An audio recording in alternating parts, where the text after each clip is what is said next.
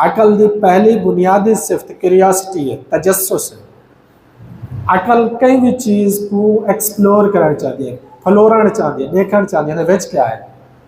बाल जो छोटा होंगे तो उनके खिडौने बनने की यह वजह होंगे, वो देखना चाहते विच क्या है। यो बाल थोड़ा जा जो अलावण बोलण सीखते, हर वेले सवाल पूछते, ये क्या है, ये क्या है, ये क्या है। ये तजस्सुस है। यो वो बुनियादी तजस्सुस है जरा इंसान को अल्लाह तक गिना।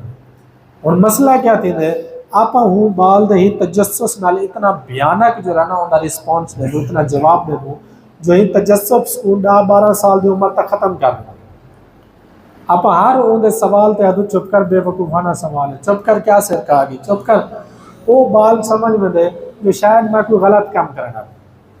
वो जरा बाल जो आप स्कूल पहली दूजी भेजे तो हर वेले सवाल करने, 10वीं 12वीं पास करते जो निकलते सवाल सारे खत्म हो गए। सवाल खत्म थी खत्म थी वण दो वजूहात थी सके, या तो उनको सारी चीज़ का इल्म लग गया, हूँ सवाल रहा नहीं, ये तो है करना। दूजी गाल है जो वो हूँ मायूस थी गए जो जवाब है